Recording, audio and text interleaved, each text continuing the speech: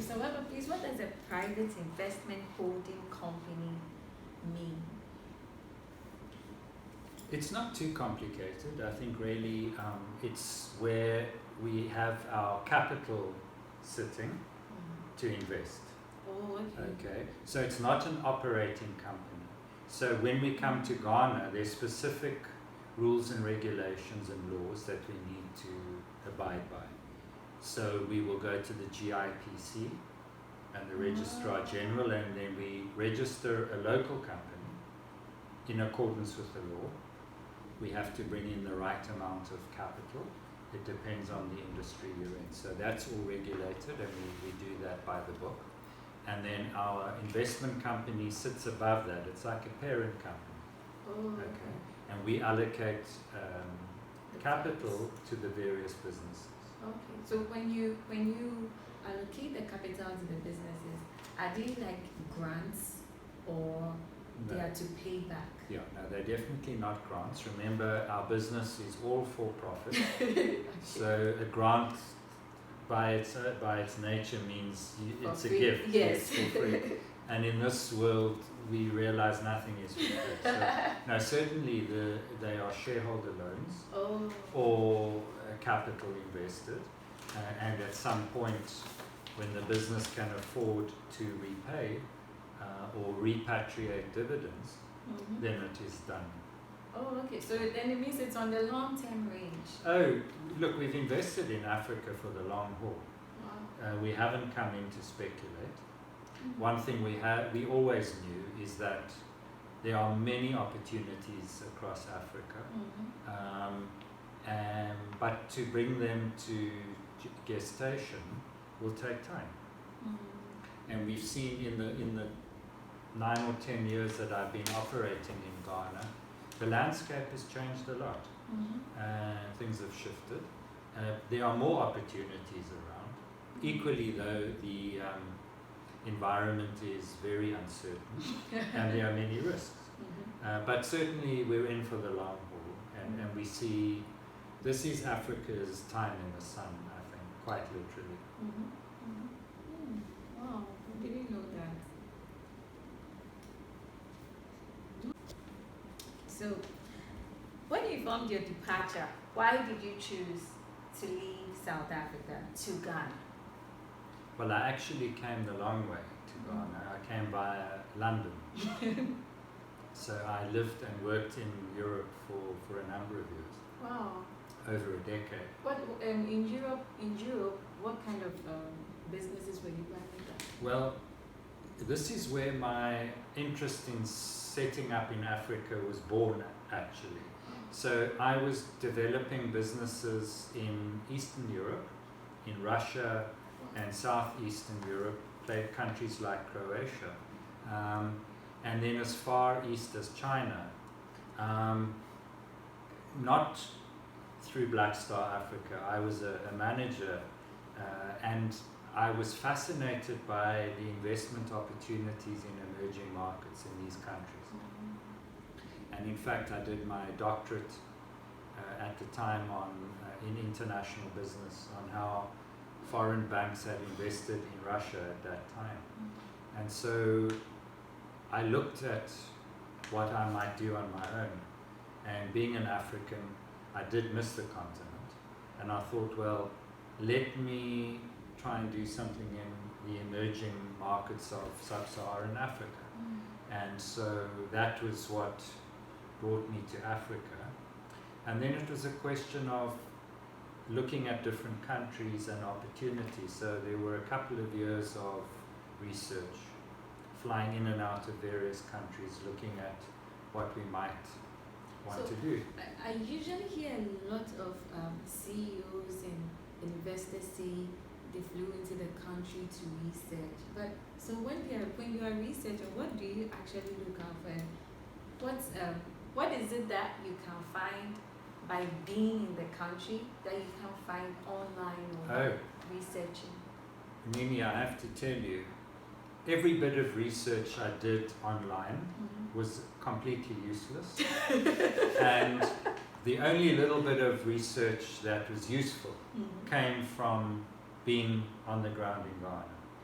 Oh. I will happily say that if I had 10 important things that I assumed about Ghana, I think 8 were wrong. Wow. And only 2 were right. So I think, and they probably were the 2 most important ones. So I got the country right, Ghana, because I was looking at Nigeria and Kenya. Oh. So I think definitely I chose the right territory. And then the other important one that I got right was choosing managed services in IT and the environment. Those definitely were the right sectors to be in at that particular time, and it's become more important as I've been here. But everything else that I researched and then my assumptions that grew from that were horribly wrong. Yeah. Wow. So what can you mention maybe about 3 things that you actually come into the country to research on or to look for when you are actually studying should I say the business climate of the country? Yeah. So it's to look at a market opportunity. So if it's managed IT services, what are the opportunities? What does that look like? Oh. So if you happen to go and try and sell to the banks, the insurance companies, the mines, because we focus on B2B sales, corporate sales. We don't Like do business consumer, to business to business, yes. And so we looked at, is the corporate environment big enough? Local corporates or multinationals? The answer was yes. Are they sophisticated enough? Clearly yes. Is there evidence that the infrastructure enablement is there? Now, 10 years ago, infrastructure like the internet, cell phones, was very basic. But you could see very clearly MTN, really the only ones who were doing the right investments. And so there you could see 10 years down the line, there would be this infrastructure in place. 5G hadn't yet been born, but that's come about. So I think cloud services are now able, that was not a thing that happened in those days, but you could make the assumption that if you have the infrastructure in place, the opportunities come. So I think I was satisfied that there was a market. And then I looked at, okay, what's the competitive landscape like? And although there are people in every sector doing what we do, I didn't get too scared. There weren't too many people, and I wasn't that worried about the level of competition. So that said to me, there's a pie, and there's enough slices of the pie to go around. Everybody gets a big chunk. Yeah. Oh, but then you mentioned Kenya and Nigeria. You know, Nigeria is very big, and due to that, I was thinking that they would have, a high number of corporate, people and things like that. I mean, in Ghana, you always say that Kenya is leading the way in terms of technology and things like that. So how come you didn't choose Nigeria or Kenya? Yeah.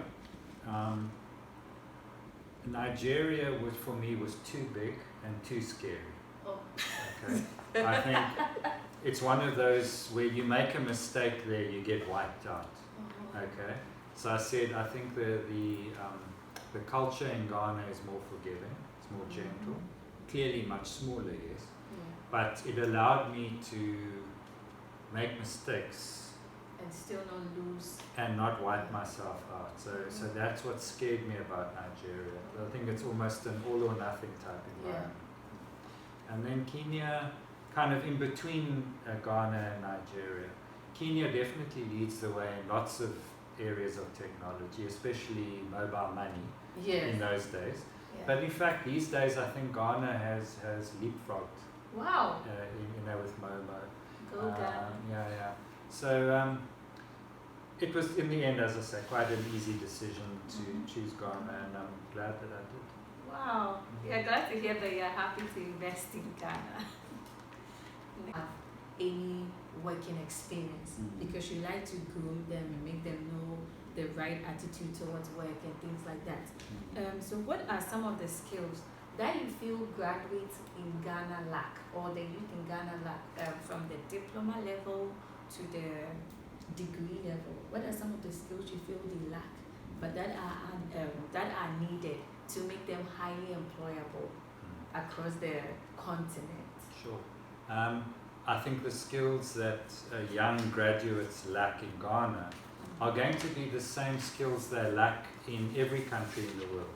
Oh, I really? think any interview I've heard by a CEO talking about this very topic will say that graduates coming out of even Ivy League schools in the US or the top schools in the UK don't have problem-solving skills, lack creativity,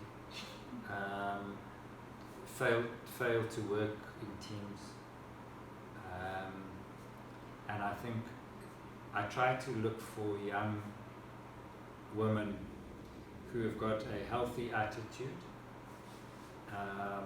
who are open-minded, and then we focus on those so-called soft skills, although I say they're the hardest skills to master. How do you solve problems? Decision-making process, and working in teams, etc. So that's what I focus on. I favor early career Development. people who have not yet, have not yet developed bad habits. So they come in almost like a clean canvas, and we try and develop a culture and a skill set from there. When you said they lack problem-solving skills, as a young person myself, when you are at the university, your lecturers always come with these, what do they call it? They are not word problems, the other ones, case studies. They come with case studies and they say they are going to help with your problem-solving skills so that you come up with, ideas and ways to solve a problem that has been put up in the case study and things like that. So, but knowing this and hearing a CEO saying that I still lack problem-solving skills, so what then can I do as a graduate or as a continuing student to develop these skills? Well, you've got to continuously be reading, trying to look for the right kind of texts.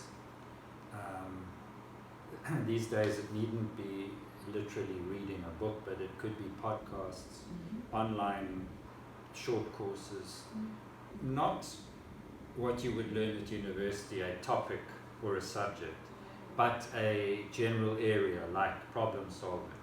How do you work in teams? How do you develop a decision-making process which is robust? So I think looking at the right kind of reading materials, online interviews with CEOs, I think I find very helpful. But it has to be a continuous thing. It's not habitual. An event. It has to be a daily habit that we inculcate into what we do. I just think the world we're in today, no matter what field you're in, I think if you're not continuously improving your skill set, you get left behind.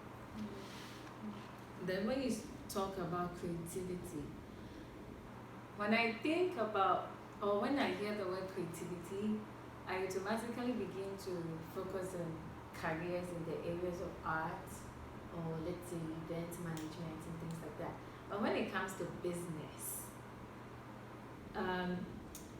when you say creativity, do you mean that being able to come up with problem-solving, let's say, ideas or ways of maximizing profits for your company or things like that? Is that what you mean when you say creativity? Yeah, sure. So creativity could be a subset of those, you're right. Or it could be something entirely on its own. But creativity, flexibility, ability to think laterally. If you need to get from point A to point B, very seldom is it a linear approach. You often have to zigzag. So yes, it could be how to solve a problem. But creativity in the sales process, if you have a target company and you're not winning with the particular person that you're dealing with. How creative are you in getting to an influencer in the company, perhaps, and getting our messaging across? So creativity, whether it's sales, technology, even in accounting, quite frankly. It's not the arts per se, but it's absolutely a vital skill set for the modern workplace. Then when you talk about teamwork, usually in a company, you have clear-cut working, structures. You are for this, you are for that. So when you talk about teamwork, what do you really mean? Is it the fact that they do not communicate properly with their co-workers, or when they are given an assignment to do together? Is it that the person cannot express him or herself the way he or she should? What do you mean when you say they cannot work in a team, or they lack the skills needed to work in a team? Well, if I use a sports analogy, I mean football, you could have one or two superstars in a team, and the team may not win.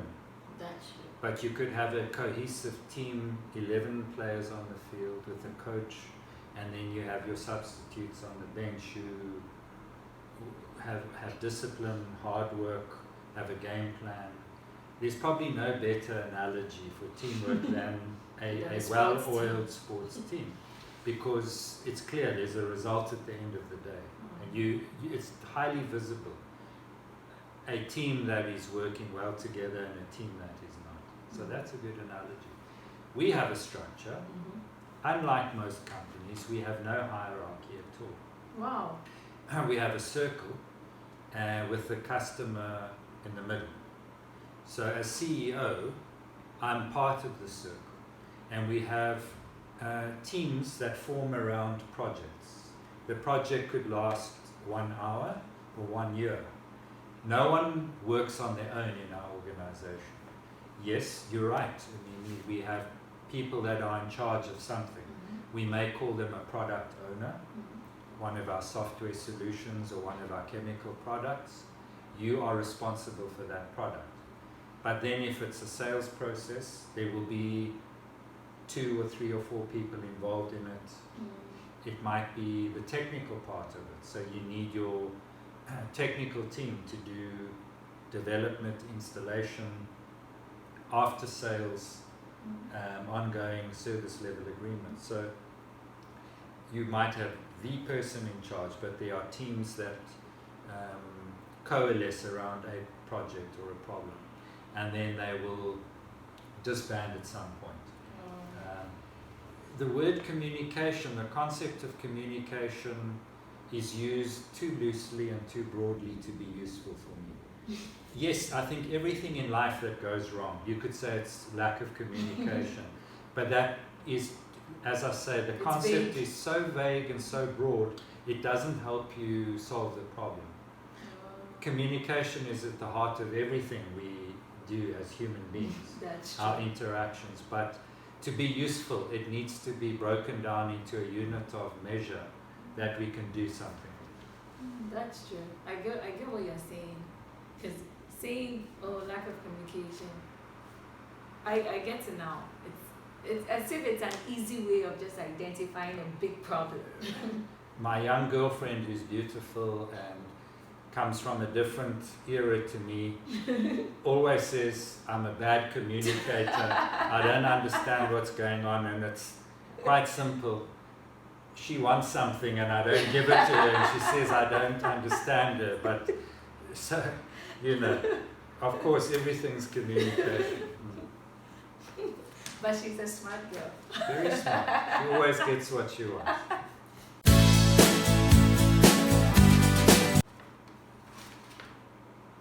So, would you like to ever have volunteers from Inquiry Agency volunteer at Black Star Africa?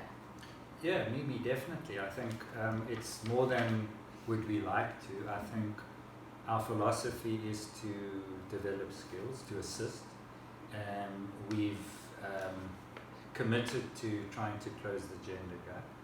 So without doubt, having volunteers, having partnerships Oh, with nice.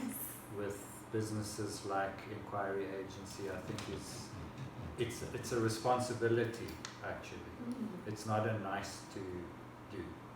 So Thank you. so we look to forge a partnership with you. Sure. And we will take on volunteers on an ongoing basis. Nice. Mm. Nice. I would love that. Nice. So thank you, Mr. Weber. This was such a short and yet informative interview. I think it's one of my favorites so far. So follow Inquiry Agency on Instagram. On Instagram, we are Inquiry Agency Official. Our inquiry is with an E. On YouTube, Inquiry Agency. On Twitter, E-Agency Official. And on Facebook, Inquiry Agency. Subscribe to our channel and stay tuned for more career development interviews like this one. Bye-bye.